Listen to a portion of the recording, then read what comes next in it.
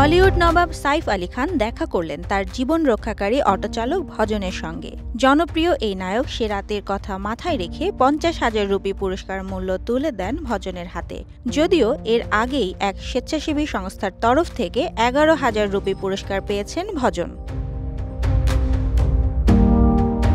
বুধবার গত ১৫ জানুয়ারি দিবাগত রাত ২:৩০টার দিকে মুম্বাইয়ে নিজ বাসায় অনুপ্রবেশকারীদের ছুরিকাঘাতে আহত হন বলিউড নবাব সাইফ আলী খান। আহত হয়ে পড়েছিলেন বাসার সামনে।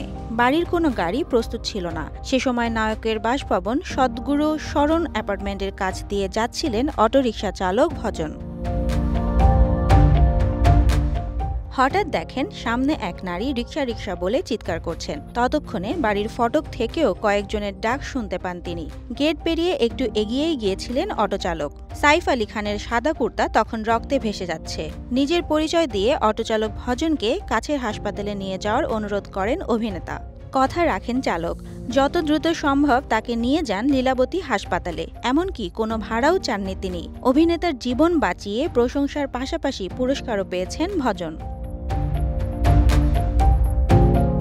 জানা যায়, দুর্বৃত্তরা যখন ওই বাড়িতে ঢোকে সে সময় বাড়ির সবাই গভীর ঘুমে আচ্ছন্ন।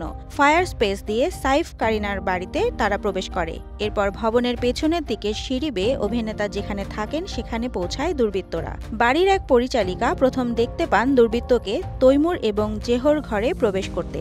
তিনি যখন ওই লোকের মুখোমুখি হন তখন তার কাছে ১ কোটি রুপি দাবি করা হয়। ওই দুর্বৃত্তকে তাড়ানোর চেষ্টার সময় পরিচালিকা আহত হন। একই ঘরে থাকা আরেক গৃহকর্মী তখন সাইফের ঘরে ছুটে যান এবং অভিনেতাকে জাগিয়ে তোলেন।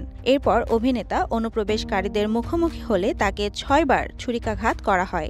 জানা যায়, তার শরীরে ৬টি আঘাতের মধ্যে ২টি বেশ গভীর। একটি আঘাত লাগে মেরুদণ্ডের কাছাকাছি। সুস্থ হয়ে গত মঙ্গলবার দুপুরে হাসপাতাল থেকে ছাড়া পান সাইফ। এরপর সোজা গিয়ে ওঠেন নিজের বাড়িতে। জানা গেছে, হাসপাতাল ছাড়ার আগে সেই অটোচালক ভজনের সঙ্গে দেখা করেন অভিনেতা। ডেস্ক রিপোর্ট, সাম্প্রতিক দেশকাল।